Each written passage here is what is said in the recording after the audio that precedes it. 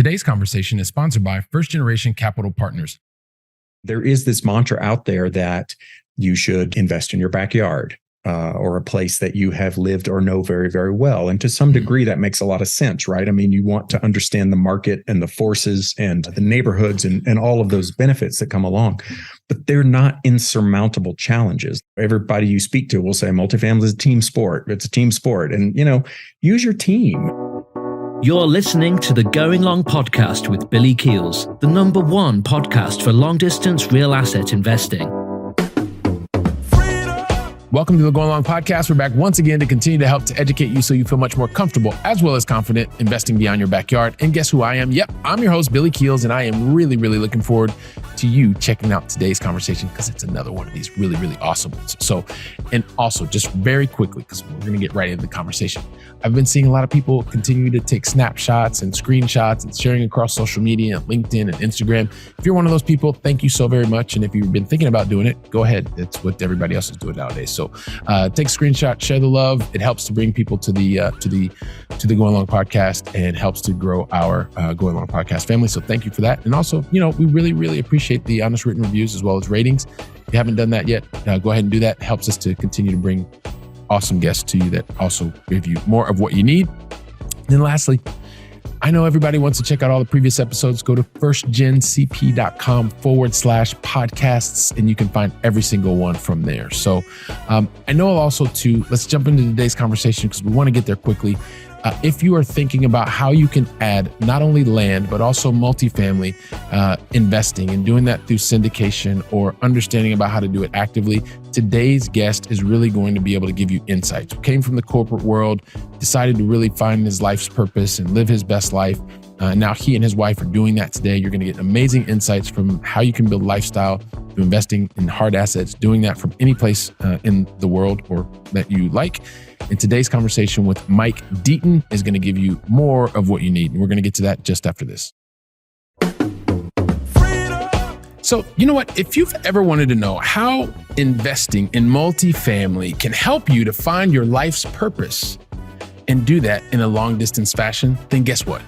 Today's the conversation that you're going to want to listen to until the very last word. You know why? Wow. I'm really excited about today's conversation because today's guest not only started his early professional career in the telco sector. I spent a lot of time in IT and telco and IT have a lot to do with one another. I want to hear about that. He also spent time in logistics as well as supply chain areas. He's also a professional coach. I believe that's right. And if not, he can correct me. And then he is also the co-founder as well as president of Deaton Equity Partners. It gives me great pleasure to welcome to today's conversation, Mr. Mike Deaton. Mike, welcome to the show. Thank you, Billy. Happy to be here, man. Hey, man, I'm really, really happy to be here, and hopefully you'll keep me honest on the stuff I was talking about. If I messed up anything, I'll just let everybody know. Okay, all right, cool. So listen, Mike, here's one of the things. We love to be able to get to know more about you, and we're gonna like to ask a lot of questions. And we already talked about this. You're gonna get 5 questions. You're gonna get 2 in the beginning. You're gonna get 3 in the end. Actually, you're gonna get more than 5 questions because you're gonna get a lot in the middle. Yeah. I just don't know what those questions are yet. So let's start with number 1 and help the Going Long family understand where is it that you live in the U.S.? Yeah, so I have the great fortune of living in the Rocky Mountains of Colorado. So it was a vision board item that my wife and I, put up there about 4 or 5 years ago. We left the corporate world, moved to Colorado. We're trying to figure out where exactly we wanted to put roots down. And then we're coming up on a year, but last year in November, we were able to buy a house here in the mountains. We live specifically in Colorado. I don't know, most people might be familiar with Pikes Peak, which is just right outside of Colorado Springs. We live about 20 minutes west, up in the mountains. Our front porch, we see Pikes Peak right out the front porch. And we're at about 10,000 feet elevation and just in the middle of pine trees and aspens. And it's our little Shangri-La up here that we hate to leave. So it's great. Yeah, so it doesn't sound like you like nice views or clean weather at all, right? Yeah. Well, congratulations for making these vision board, dream board items become a reality. That's something that is amazing. That we can learn a lot from that. I'm sure you're going to dive more into that. Help us, because I want people to get to know you so much. But like, help us understand, like, what is the most positive? This is question number 2. Most positive thing that's happened to you in the last 24 hours. Yeah, well, yesterday was was Labor Day here in the U.S., so holiday, and my wife and I got to spend it all day together, outdoors, and just, for us, that's one of our highest values is just time and time together. And so to be able to do that, we unplugged from work, really didn't check into emails or anything like that. So, man, just recharging in that way, right? To be able to do that kind of stuff. The great part is it sounds like your life is pretty much like that all the time anyway. Almost like you don't even need to have any kind of vacation. It's a whole different thing. Yeah, not too secret, but yes, that is, we have designed our life to be as much like that as we can. Love it. Love it. Love it. And also appreciating that. Fantastic. So listen, Mike, here's the thing. I like the Go Along family knows this about me. I tend to set a really, really high bar. Excellence kind of thing. Sometimes it takes me to the realm of not even being able to do things that are realistic, like trying to tell your entire backstory in like 2.5 seconds. Like I knew it was impossible, but I still got to try it. Right. This is because that's part of what people are coming back and listening for. Yeah. So forgive me for trying to do something so absurd as tell your entire backstory in 2.5 seconds. But if you could help me, that would be really, really helpful. If you could actually tell your backstory in your own words, and you can use a lot more than 2.5 seconds. So we get a chance to know you. And the one thing I would ask, Mike, is along the way, if you could help us also with some of the different decisions that you had to make along the way to get to where you are now, and then we'll see where you and I take the conversation from there.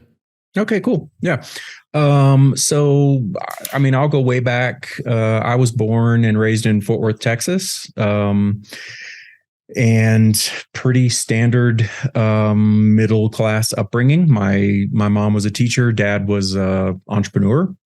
He was in home building most of my childhood. Early days, we flipped houses before flipping was really cool. Like we would buy a home, fix it up, or they would buy a home, fix it up. I was just along for the ride. But I kind of got grooved into this. I think at least what I perceive the normal American way of life being like. I went to school. My parents pushed me to get good grades. There was pretty much no other option beyond high school than to go to university. I had in mind that I wanted to do some type of a vocation of sorts. Medicine came to mind. I went to school to be a doctor. And about 3 years into university, I decided it really wasn't resonating with me. It just was going to be a long-term educational pursuit, and I was ready to get out in the workforce. And so graduated university with a biology degree. Didn't really have a whole lot of options of what I thought I could do with that. But I found my way into manufacturing and high tech. Started with Motorola when Motorola was kind of king of the world of it was pagers back then. But I worked in a factory. And it was a big playground. The management there was pretty cool in letting us do really whatever we wanted to do. We had a ton of support. Motorola was a really good company in terms of teaching leadership skills as well as manufacturing skills, Six Sigma, TQM quality practices, a lot of those. So I got a really great foundation. I switched gears to Nokia when Nokia mobile phones was king of the mobile phone space, and very similar company culture, very people-centric, leadership-focused. I got a lot of development, was pretty much had the latitude to do whatever I wanted to in terms of job. I could take a bunch of different jobs because the growth was just tremendous at that time. When I was at Nokia, I had the opportunity to take an expat contract in Romania. We were starting a factory there. So personal life conditions really opened that up for me. I was in a previous marriage that was falling apart, largely because of just too much work, not enough life balance. But I was going through a divorce at the time and had this opportunity opened. And it was probably something I would not have normally taken, having a wife and 2 kids, being US based and feeling that I was somehow kind of rooted in place. But you know, I took an opportunity that life presented to me at the moment and said yes.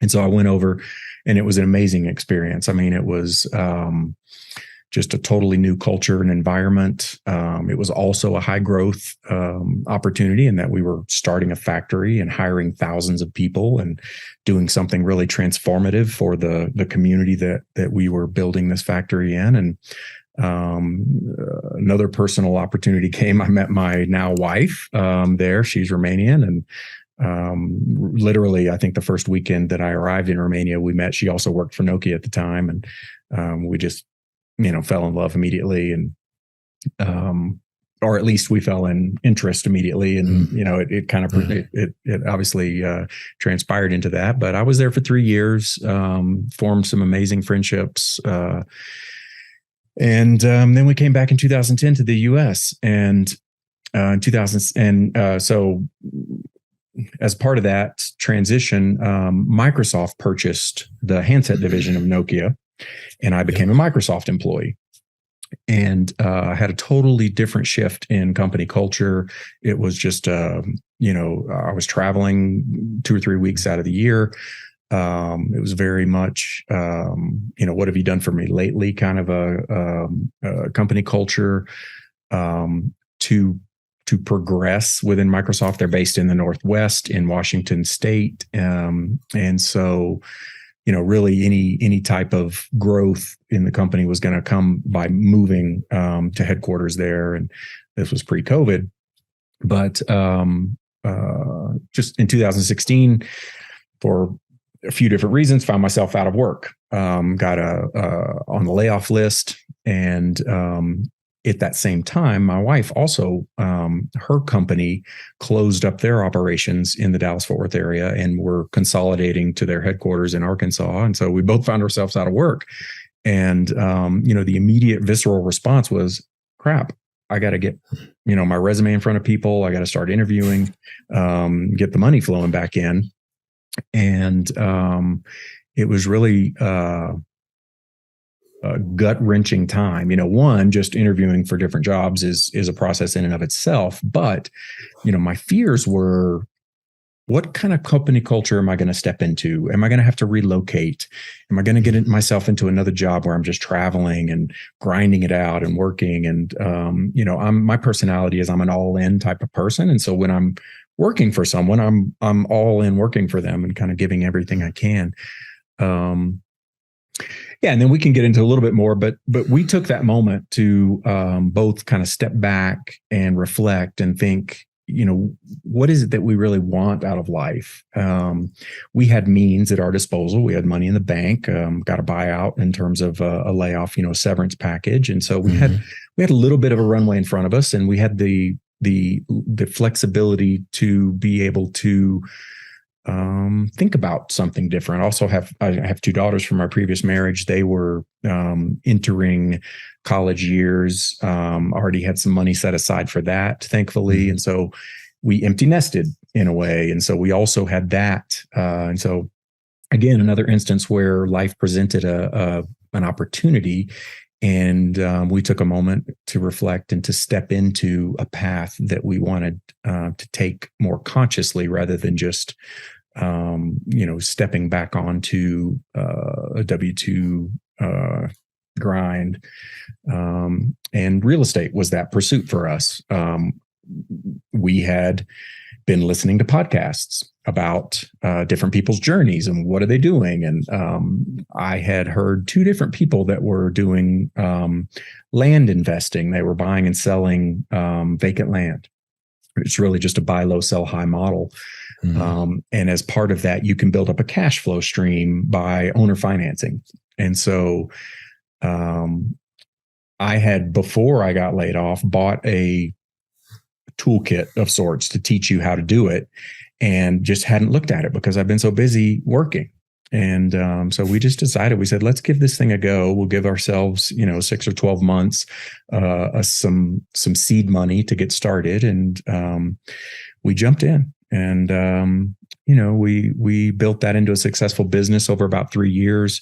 We're able to, get back to black and, not only be able to pay our living expenses, but then have extra money. And once we started making a decent income from that, well, the tax bill came. And so there really aren't much tax advantages in a flipping model. And so we decided to get into commercial real estate to diversify our income stream, as well as get some tax benefits and keep more money in our pocket. And so that led us into multifamily, which is what Deaton Equity Partners does today. It's we focus on multifamily. We're not exclusive to multifamily, but that's what we're focused on now, and just understanding the business model to a certain depth. And then, if the market conditions change and there are other commercial real estate industries or niches that we want to get into, we'll kind of look at that. But multifamily for now is kind of where we are. So we balance the two. We still do land; it's near and dear to our hearts. We still do multifamily, and the two marry perfectly together, really, in terms of land is a little more. I would say some smaller scale investments. It's hard to deploy hundreds of thousands of dollars in land unless you have a really big machine that's working. Multifamily affords us that opportunity to leverage, larger chunks of investments, but to also get the tax breaks. And so it's really been great for us. It brought us here to Colorado. We work from home. We work together. Just a lot of things going forward. And I do a little coaching, as you mentioned, as well. It's not, coaching's, it's actually a passion of mine. It's something I just love being able to help people, whether it's in their personal lives or in real estate. I don't do a whole lot of it because it's a large time commit to be able to do it and do it well. It's kind of back in the trading time for money type thing, unless you're doing it at a large scale or there's ways around it. But I really like the one-on-one aspect of kind of digging in and helping people. But yeah, that's A to Z nutshell from kind of where I am now, and it's been great. Yeah. And there's a number of different things to be able to take a look back, like from where you were to where you are now, lots of different real life things that happened, and things that one of the things I loved that you were saying as you told the story, and whether that was, having an entrepreneurial father and a mom who was a teacher, or, to the point where you had at the end of a relationship. And I think a lot of people that are in large corporate roles can understand that, because there are lots and lots of days of travel. And sometimes they're overnights, and sometimes there's just, you're up early in the morning, you're waking everybody up, and then you're late back home at night, and all these kinds of things. But the way that you have reflected on that, and I hope that everyone here in the Going Long family heard, because you talked about the end of the marriage and being, life presented you with an opportunity. You also talked about when some people would say, I got laid off and I'm going right into the next thing, and I've got to get my resume, my CV or whatever. And you said the same thing. Life presented you with an opportunity. And I think it's so much has to do with mindset. You talk about another thing, right? When we initially started even the podcast, we talked a lot about multifamily investing and real estate investing. And now we talk about so many different things, because when you get started, you may see that land was the thing. And then you understand multifamily, and maybe you get into a space where it's energy. You're from Texas, and that's a different thing. And you may be into other types of assets that could also help you get to your destination, your investing destination, whatever that may be. But what we're seeing is a pattern of actually taking action. But what I'd love for you to talk maybe and expand on a little bit more is that whole concept of life presented you with an opportunity, which really ties to me into the mindset, and how you have been able to cultivate that type of a mindset, and how that's actually helping you derive results for yourself and also for others. Yeah, and it is something that I have reflected a lot on, and I try to help, and I think coaching and I've always been, well, I say always, as a older teen, I got interested in personal development, and wasn't really a concept of mindset back then, but it was, the power of your mind and the language you speak and the words you speak. But yeah, I can't say, from a young age, but I do know once I started working, I've always had a longer view or a bigger picture mentality. I like to see the big picture and where things are going. It helps me understand the why. It really helps me perform at a better level. So I can, there are many instances in my work career where I could see where things were heading and was able to position myself. Typically, it was a little more defensively. Like I could see that in manufacturing, offshoring was a movement, and that the costs of doing things in the U.S. were prohibitive to long-term success. And so I would look for opportunities to, keep my job. And whether that involved taking more of a global role or something that was not contingent on being in a setting. And so I think a lot of times that I'm also, my personality is such that I like to know a breadth of things rather than be a specialist in one thing. I really enjoy just learning in general, but about a broad range of things. And so that does help me see a bigger picture. But yeah, to your point, a lot of, I think life is staying flexible and adapting to what comes out of situations, right? You can certainly choose to kind of go down in a hole and be a victim and or just seize the moment and take what life presents. I mean, I've always been a person that has almost 100% accountability. Like I'm on the extreme of life is totally within my control and I can adapt to almost anything. And so that has helped me take what, can be seen as obstacles or challenges and transfer those into opportunities.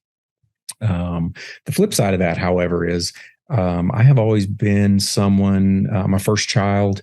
And I think as a result of that, I have this, need for success driven into me. Like you've got to get good grades, you've got to perform in sports, you've got to perform in your job. Failure was a very real and present threat for me.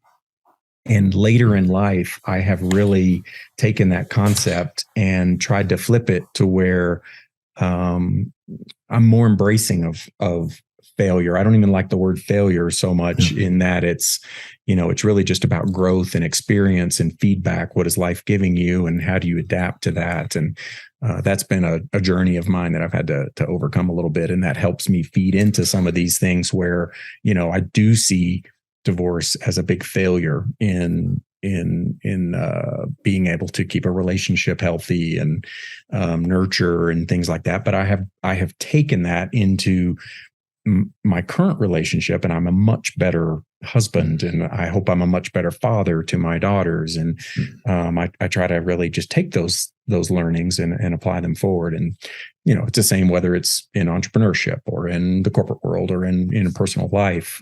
There's a lesson to be learned always, and so it's just looking for what that is for you and applying that forward. Yeah, and as you have that introspective moment, and then you're able to find and recognize the lessons to learn and then pay those forward. I think it is one of the things that so many of us who have been in large corporate roles can relate to once again, right? And rather than saying, why did all this stuff happen to me? It's really like, okay, well, why am I being presented with this opportunity? How can I make the most of this? And when it's really interesting, Mike, because you start seeing also a lot of the success that starts to happen outside of corporate life is really based on the mindset and how you perceive a situation, and then the different decisions and actions that you take based on the context, right? And typically when you see that larger, you have lots of exposure and lots of experience versus necessarily going really deep on something, it also can help you to put things in the proper perspective. I'll also share something. The entire Going Long family knows this, but I am a recovering perfectionist. So a lot of the things that you were talking about before, when it's like, hey, I got a good grade in school and everybody patted me on the back and that was great. And I got that whole thing my whole life. But then in real life, yes, you create the right framework, but when things don't go well, it's not that they were a failure. This was just the next step on in terms of getting to whatever the destination is. So I when you said that, I could really relate. I was like, oh my gosh, I've been through that myself. And probably half of the Going Long family was thinking the exact same thing. Yeah. This is one of the things that, I've lived in Europe for over 10 years or over 2 decades now, which is pretty, pretty amazing. Yeah. I didn't even I came over here. It wasn't even a 3-year. I was supposed to be on a 1-year sabbatical, Mike, and I've been here for 21 years, a little bit over that. But one of the things that happened is for over a decade, I was living in Europe and I was investing exclusively in the United States. Mm-hmm. And I kept hearing people say, you can't do that. Or most of the books that I read were like, you got to live where you invest and be a landlord and all this kind of stuff. And so that was the genesis, right, of this show. It's transformed, it's in the phase of transforming. But I always come back to this central question, right, is I know that I was doing something that was considered to be very contrarian, and it provided me with results that after, a number of years in my corporate job, I don't ever plan on going back to corporate because I was taking action and I was acting in a contrarian, quote unquote, way. I'm always curious because I know you have a very similar philosophy in terms of what in the world gave you the audacity to say, hang on a second, I'm going to look at this long distance investing thing. I don't actually need to live in the same place as the assets that I own because it scares so many people. How did you find, how did you even get to that point? Yeah, it was, not entirely conscious in that way. It was just really through stepping into real estate. And in the land investing side of things, you literally don't need to have ever set foot on the property. You can just, there's so many tools available nowadays as well in terms of Google Earth and imaging. And there's even, you can contract people to do things if you need them to do it, whether in the land business, there are people that will go out and take photos of properties or put their boots on the ground, to coin a phrase. It's the same as there is in multifamily, right? You have teams of people that are professionals that will go do due diligence. And I highly encourage it. If you're investing in $1 million+ asset, that you have a professional go do it. I mean, I could probably find some things in due diligence, but I'm not going to do the depth of the job that somebody else is going to do. Same as in legal and all this other stuff. And so there's so many resources. But yeah, when we started our venture into multifamily, we started educating. And so we read a lot of books. We were attending workshops. And there is this mantra out there that you should invest in your backyard. Or a place that you have lived or know very, very well. And to some degree, that makes a lot of sense, right? I mean, you want to understand the market and the forces and the economy and the neighborhoods and all of those benefits that come along. But they're not insurmountable challenges. Like I said, there's multifamily. Everybody you speak to will say multifamily is a team sport. It's a team sport. And, use your team. And so I have partners where I have invested in a lot of our investments are in Texas just because I like it.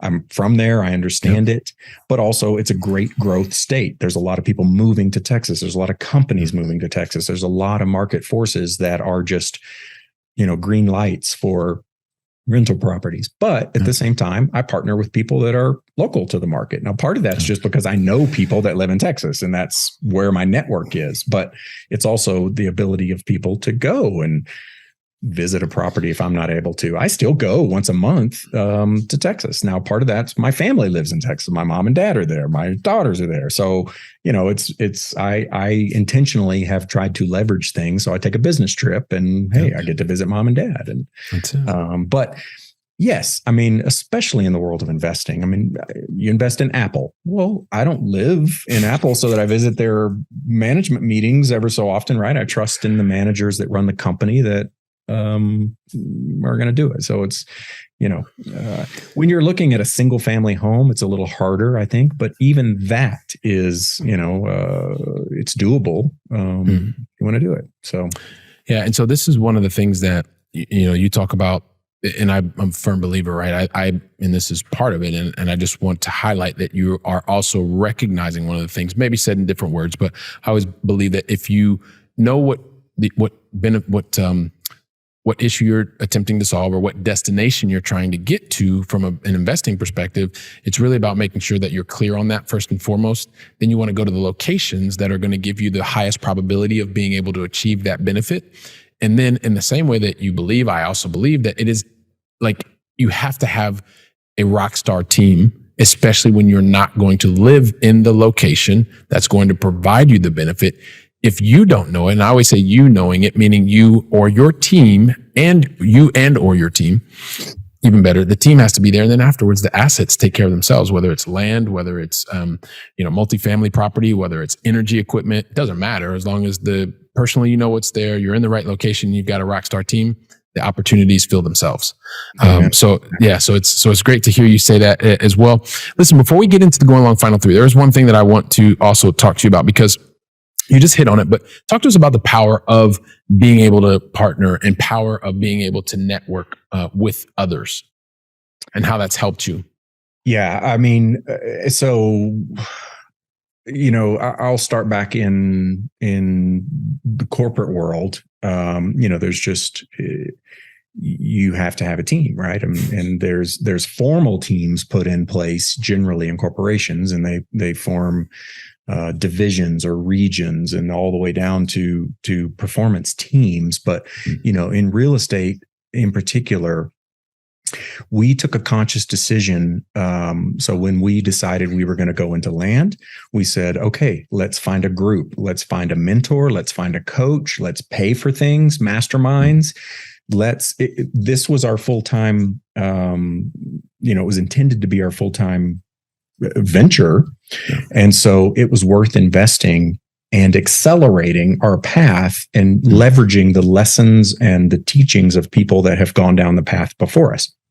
We did the same thing when we stepped into commercial real estate.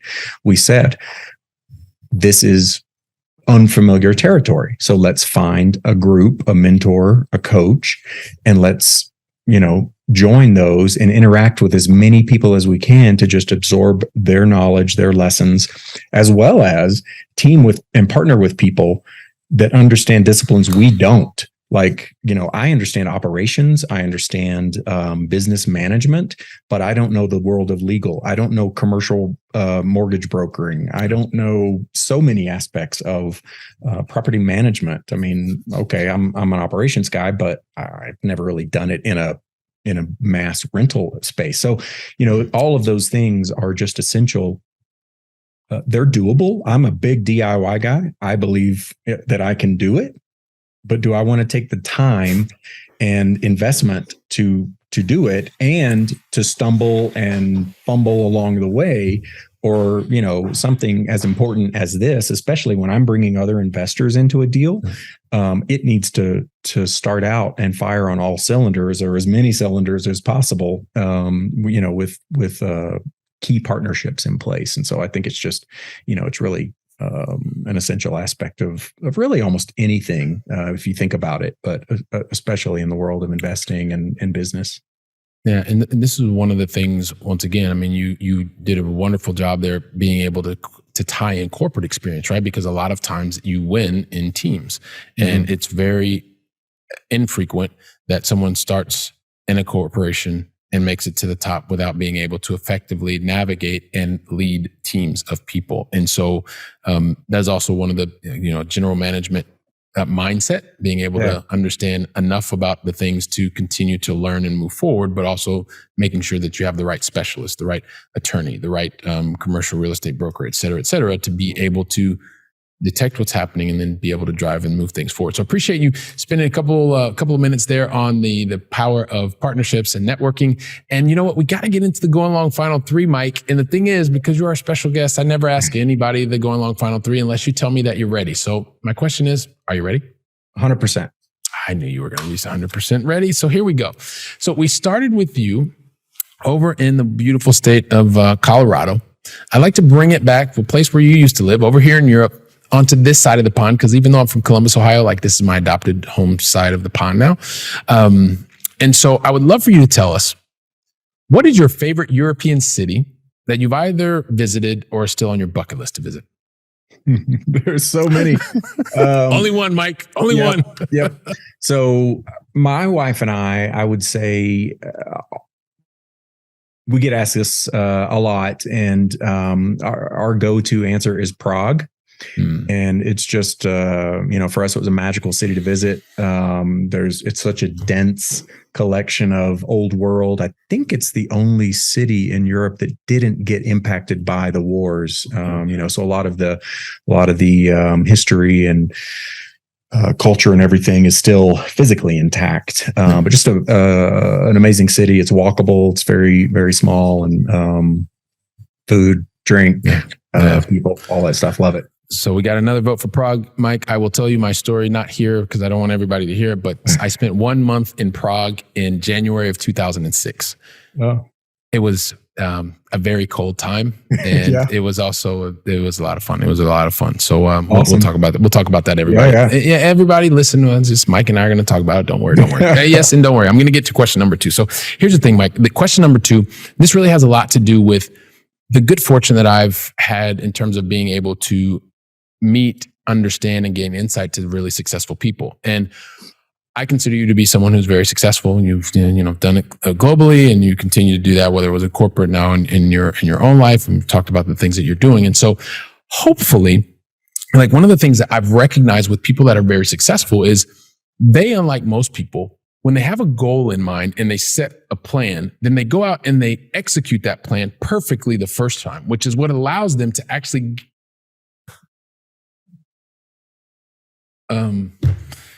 don't worry, Mike. It's just a joke. Mike is like super cool, calm, and collected. He's like, what? Where is this going, man? I don't execute anything perfectly the first time. I know, man. I like to have fun. Here. Everybody knows that. Yeah. So of course, like the reality is, people don't normally get things right perfectly the very first time. Even people like you and I who are perfectionists or recovering perfectionists. It's just the reality. And really, the people that are usually making the biggest impact, they make like 20 to 50 times more mistakes than most people. A whole lot more mistakes than most people. Yeah. But the reality is, and hopefully you agree with this, like the first stuff was a joke, but this is serious. So every single time that those people that are successful, that they make a relevant mistake, every single time, they stop, they learn from the mistake. And then what they do after that is pretty amazing. They go out and they put different strategies, tactics, and actions in place to minimize the probability of that exact same thing happening again. So I don't want you to think about the mistake that you made or any of that kind of stuff. But what I want you to think about is the mistake that you made. What was the lesson that you took away from that mistake? Because you know that it's going to help to positively impact someone today that's listening or watching us here in the Go Along podcast. What is that one lesson you want to share with us? Yeah, I appreciate that. I appreciate the way you phrased it as well, just because I'm not a person that dwells on the past, but I like to learn from it and move on. I don't like to harbor regrets or anything like that. But for me, one very, very relevant one that I really would like to impart upon your audience or anybody venturing into the world of investing in real estate is it is super critical to know who is leading if it's a syndication, your syndication, or your business venture. One of our early mistakes was being so eager to join deals that we would just join deals. And so we were at the, it was fortune and a bit of randomness in terms of, would a deal be successful or not? Because I will say, once you start looking at real estate investments, you will all get the glossy marketing pitches and brochures and the promise of return on your investment. And that's all great. That's on paper. In the real world, as soon as you step into a business plan, just like they say, everybody's got a plan until you get punched in the mouth. Well, you're going to get punched in the mouth.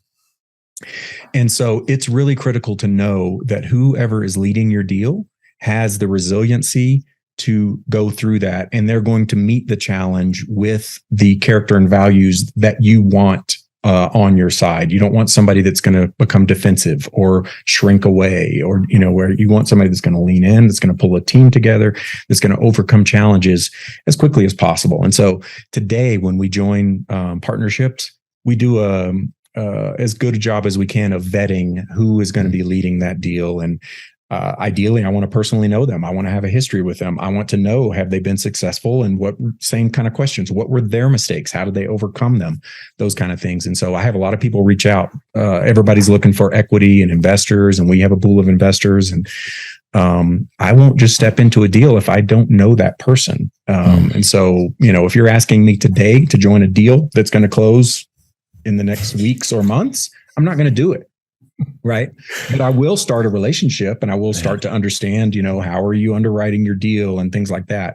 So, that's a big lesson, because we have had deals go sideways before, and the team has had to come together and replace the lead, whoever was leading, and say, hey, that's fine. We're going to take over, and we're going to do things a little differently now. But they're tough lessons, but they're good ones.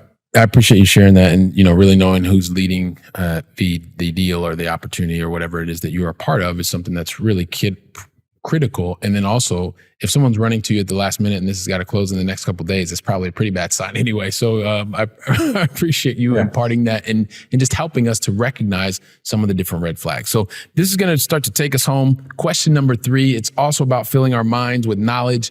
Mike, help us understand, what is the one book that you would recommend to the Going Long family today? We've touched on it throughout the podcast, but a really powerful book for me is a book called Mindset, and it's by Carol Dweck, and it's all about a growth mindset. And it's easy to think about in the world of business or investing, but it really touches so many areas of your life, from your relationships to your parenting style to your philosophies on other things. It was so transformative to me. And exactly the point that we talked about earlier in reframing this concept of failure. And it's not failure, it's about growth, And so, highly recommended, great read, no matter in what discipline you're interested in life. All right, fantastic. So Mindset, Carol Dweck, we're going to include that in the show notes. So don't worry, everybody, just click and you'll be able to find the book. And, I'm thinking about from the very beginning of our conversation and you sharing with us, as you mentioned before, having a mother as a teacher and father as an entrepreneur and being able to see that, when you're in the Dallas-Fort Worth area. From there, you were able to get into the corporate track, and you were in areas that were in growth mode.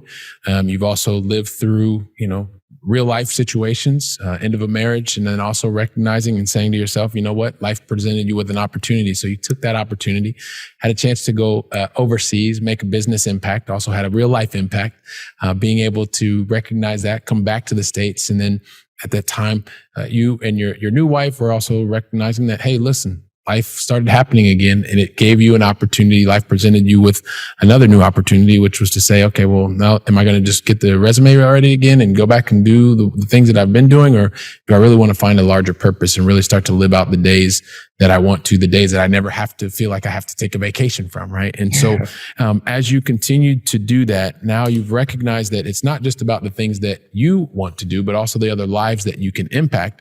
And so as you're designing and building your life, as you're in your dream destination and you're continuing to be able to have your business trips and go back to Dallas and do that in a long distance way, being able to continue to maintain family relationships, continuing to network, to build new business relationships. These are all positive aspects of your life, Mike, and the things that people are, I know, here part of the Going Long family thinking to ourselves, wow, this is amazing. Like, yeah, Billy, but just ask him the question, man. Like, ask him the question. So help us understand, Mike, all this awesome stuff you've done. Help us understand, how can the Going Long family find out more about you, get in touch with you, as well as know more about what they can do with Deaton Equity Partners? Yeah, for sure. We're all about helping transform people's lives now, whether they invest directly with us or we just help them with a little bit of wisdom. But we've put together a landing page on our website. So it's DeatonEquityPartners.com/freedom. And that's a one-stop shop. for everybody. We have our contact info if you want to email. My wife and I are both up there. We have a few helpful resources if you're interested in land investing and what that's all about. We've got a little teaser on what that's about. Same thing with multifamily. So you can land there, and depending on what your interest level is or your level of engagement, you can pretty much find whatever you want there. So it's kind of something we help just to throw out to people. All right, fantastic. So we'll make that once again. Don't worry, everybody. Stop freaking out. We'll make it really easy. DeatonEquityPartners.com/freedom. All you have to do is click a link, and it'll be really, really easy. So listen, Mike, I just would like to thank you so much for deciding to invest your time with me and the entire Going Long family. So thank you. Thank you very much. Really appreciate it. Yeah, thank you. All right. Awesome. So if you give me just a couple seconds, I just want to wrap things up with the Going Long family, and then I'll get you out of here. So listen, Going Long family. I mean, look, Mike, I don't think he could have shared more information, right? He's giving you the things to help you in terms of mindset, help you in terms of being able to take action. He's even giving you a free resource that you can go to his landing page, check it out. And I know that you're going to want to share today's conversation with other people. Share the episode. You know somebody needs to hear the story that Mike just shared with you, the resources that he has, and also start to take this information and put it into action so that you can gain more practical knowledge. And so while you're doing that and sharing the conversation from today, I'll be here preparing the next conversation. So until then, go out and make it a great day. And thank you very much.